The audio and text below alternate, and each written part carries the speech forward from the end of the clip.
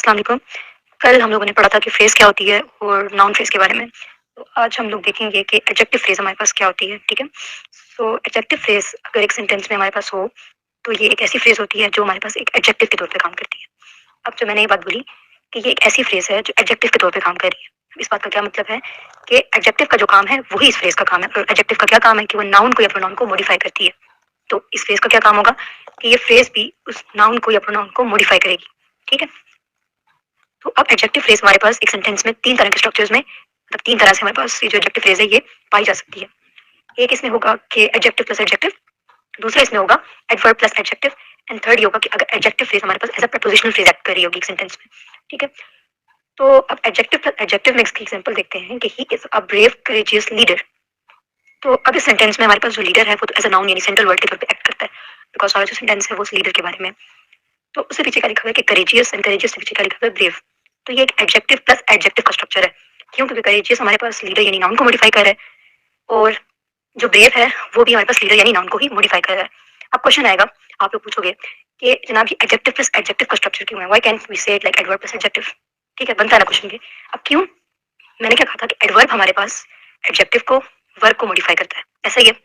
जबकि एडजेक्टिव हमारे पास सिर्फ और सिर्फ नाउन को मॉडिफाई कर रहा है। तो इस सेंटेंस में ब्रेव कहीं पर भी करेजियस जो कि एक एडजेक्टिव है उसको मॉडिफाई नहीं कर रहा, बल्कि ब्रेव भी हमारे पास लीडर को मॉडिफाई कर रहा है और करेजियस को भी हमारे पास लीडर को ही मॉडिफाई कर रहा है। सो इट प्रूव्स कि यहाँ पे ब्रेव और करेजियस दोनों ही एडजेक्टिव के तौर पे काम कर रहे हैं। ठीक है? अब नेक्स्ट जो हमारे पास आता है स्ट्रक्चर वो है एडवर्ब प्लस एडजेक्टिव का। ठीक है? अब यहाँ पर हम देखेंगे कि एडवर्ब और एडजेक्टिव दोनों एक सेंटेंस में किस तरह से इस्तेमाल होते हैं। अब सेंटेंस क्या है हमारे पास कि he is a very brave soldier. अब इसमें क्या है कि ब्रेव हमारे पास सोल्जर को मॉडिफाई कर रहा है कि भाई बहादुर सोल्जर है वो और एडजेक्टिव के तौर पे काम कर रहा है। लेकिन वेरी यहाँ पर एडवर्ब के तौर पे काम कर रहा है। अब इस सेंटेंस में मैं वेरी को एडवर्ब क्यों कह रही हूँ, एडजेक्टिव क्यों नहीं कह रही? क्यों? बिकॉज वेरी यहाँ पर सोल्जर को नहीं मॉडिफाई कर रहा बल्कि वो ब्रेव को मॉडिफाई कर रहा है। सो इट मीन्स कि जब ब्रेव एक एडजेक्टिव है और वेरी ब्रेव को मजीद मॉडिफाई कर रहा है तो वेरी यहाँ पर एज एन एडवर्ब काम करेगा। ठीक है? सो ये एडवर्ब प्लस एडजेक्टिव के स्ट्रक्चर की ये एग्जाम्पल आ गई। अब आगे क्या लिखा हुआ है कि वही बात है कि नाउन से पहले अगर कोई चीज़ नहीं जो नाउन को मॉडिफाई कर रही है that is an adjective and अगर कोई चीज़ एडजेक्टिव को मॉडिफाई कर रही है so that is an adverb. सही है? अब आगे मैंने क्या चीज़ बताई थी कि जैसे हमें पता है कि नाउन हमारे पास किस किस चीज़ को मॉडिफाई करती है, वर्ड को हु को मॉडिफाई करती है, नाउन फ्रेज। ठीक हो गया? इसी तरह जो एडजेक्टिव फ्रेज है वो हमारे पास विच वन या व्हाट टाइप ऑफ के क्वेश्चन को आंसर करती है, यानी कौन सा है या फिर किस किस्म का है। ये बात होगी क्लियर? अब दो स्ट्रक्चर्स मैंने बता दिए जनाब, एक है कि एडजेक्टिव प्लस एडजेक्टिव और दूसरा क्या है कि एडवर्ब प्लस एडजेक्टिव। अब थर्ड क्या है कि हमारे पास एडजेक्टिव फ्रेज प्रपोजिशनल फ्रेज के तौर पर भी एक्ट कर सकती है। ठीक है? अब कैसे कि यहाँ पर ये बात लिखी हुई है कि prepositional phrase sometimes functions as an adjective phrase. ठीक हो गया? अब ये लोग क्या करते हैं कि मिसाल देते हैं हमें कि the book on the table is mine, के ऑन यहाँ पे प्रपोजिशन है और adjective phrase as a prepositional phrase काम कर रही है। ठीक है? कि जो बुक टेबल पर पड़ी हुई है वो मेरी है। अच्छा, मैंने क्या कहा कि हमारे पास जो एडजेक्टिव फ्रेज है वो विच वन या व्हाट टाइप ऑफ का आंसर देती है। एक तो उसके लिए ये हिंट होगी ना, ऐसे पता लगेगा।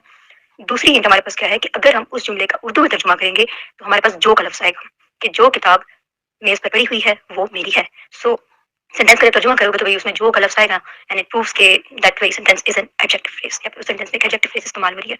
So that was all about adjective phrase. अब नेक्स्ट हमारे पास आ जाती है एडवर्ब फ्रेज। अगेन वो फ्रेज होगी जो एज एन एडवर्ब काम करती है। ठीक है? सो एडवर्ब क्या होता है बताया मैंने। एडवर्ब क्या होता है जो एडजेक्टिव को वर्ब को मतलब एक्सेप्ट फॉर नाउन हर चीज को जो मॉडिफाई करेगा that is called an adverb. अब एडवर्ब फ्रेज हमारे पास किस किस चीज को आंसर करती है, रिवाइज करते हैं पहले तो। नाउन फ्रेज किस चीज को मॉडिफाई करती है, वर्ड को और हु को। एडजेक्टिव फ्रेज किस किस चीज को मॉडिफाई करती है, लाइक किस चीज का आंसर देती है, सॉरी व्हिच वन या व्हाट टाइप ऑफ आंसर देती है। इसी तरह एडवर्ब फ्रेज हमारे पास किस चीज को आंसर करती है, when, where, why, how much, how often, why. अब एक मशवरा है कि भाई इतने सारे एडवर्ब फ्रेज के हिंट्स याद करने मतलब किसको आंसर करती है उसको याद करने के बजाय इज क्वाइट मोर बेटर कि एडजेक्टिव और नाउन फ्रेज वाली चीज को याद कर लिया जाए। एडवर्ब फ्रेज के लिए जनरली ये चीज याद कर लें कि भाई ये व्हेन, वेयर और व्हाई को आंसर करती है। ओके, सो इसमें हमारे पास है एक स्ट्रक्चर एडवर्ब प्लस एडवर्ब का। He speaks very softly. अब एल वाई वाले जो वर्ड होते हैं ना वो मोस्टली हमारे पास एडवर्ब के तौर पर काम कर रहे होते हैं। और जब वो कहते हैं कि ही स्पीक्स वेरी सॉफ्टली मतलब सॉफ्टली को मजीद मॉडिफाई कर रहे हैं। सो इट मीन्स के जो वर्ड है जो सॉरी जो पीछे वाला जो वर्ड है वो एक एडवर्ब है, तो ये एडवर्ब प्लस एडवर्ब का स्ट्रक्चर बन जाता है। ठीक है? जैसे पीछे मैंने बताया था कि एडजेक्टिव फ्रेज प्रपोजिशनल फ्रेज के तौर पर काम कर सकती है, तो यहाँ पर एडवर्ब फ्रेज हमारे पास प्रपोजिशनल फ्रेज के तौर पर भी काम कर सकती है। बट फर्क क्या है कि जब एडजेक्टिव फ्रेज काम करेगी प्रपोजिशनल फ्रेज के तौर पे तो हमें जो जवाब मिलेगा वो किसका होगा, विच वन या व्हाट टाइप ऑफ का। बट एडवर्ब फ्रेज जब प्रपोजिशनल फ्रेज के तौर पर काम करेगी तो फिर हमें जवाब किसका मिलेगा, व्हेन, वेयर, व्हाई का, मतलब कहाँ है, कब है, इसका। अब सेंटेंस हमारे पास क्या आता है कि he is sitting on the sofa. ठीक है? ऑन यहाँ पे प्रपोजिशन है, ऑन द सोफा भाई कहाँ बैठा है, वेयर का पूछा है ना, तो ये फ्रेज वेयर को आंसर कर रही है। सो इट मीन्स कि यहाँ पर adverb phrase as an prepositional phrase काम कर रही है। बस ये सिंपल सी बात होगी, ठीक है।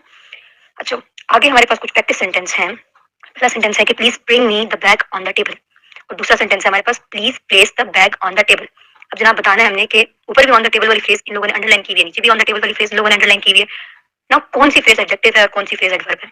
अच्छा, अब हम पहले सेंटेंस को पहले देखते हैं कि please bring me the bag on the table, ठीक है।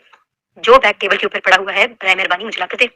सो ऑब्वियसली जब मैंने सेंटेंस को ट्रांसलेट किया तो हमारे पास जो का वर्ड आया, और एक आइडेंटिफिकेशन तो यहाँ पर होगी कि जो वाला तो ये एडजेक्टिव है। अब दूसरी क्या आइडेंटिफिकेशन है कि ये हमें कह रहा है कि भाई कौन सा बैग, वो वाला बैग ना जो टेबल पर पड़ा हुआ है वो मुझे ला कर दो। सो विच वन का आंसर करती है, तो that is why this is an adjective phrase. इसी तरह जो दूसरा सेंटेंस है वो क्या है कि please place the bag on the table, ठीक है। तो अब यहाँ पर क्या कह रहे हैं कि बराए मेहरबानी उस बैग को टेबल पर जाके रखें। अच्छा, टेबल पर बैग को रखना है, बैग को कहाँ रखना है, ऑन द टेबल। तो ऑन द टेबल यहाँ पर कहाँ का आंसर दे रही है। सो जब कहाँ की बात होती है, सो एडवर्ब फ्रेज की बात होती है। तो इसी तरह से हमें पता लग गया कि जनाब यहाँ पर on the table second sentence में एडवर्ब फ्रेज के तौर पे काम कर रही है, जबकि एडजेक्टिव फ्रेज के तौर पे on the table first sentence में काम कर रहा है, ठीक है। इसी तरह आगे सेंटेंस है he is selling fruits in the nearby market. Fruit बेच रहा है, कहाँ बेच रहा है, कहाँ का आंसर है ना, तो एडवर्ब फ्रेज है। इसी तरह the fruits in the nearby market are very tasty. तो जो फ्रूट्स साथ वाली या फिर करीबी मार्केट में है वो बड़े लजीज हैं।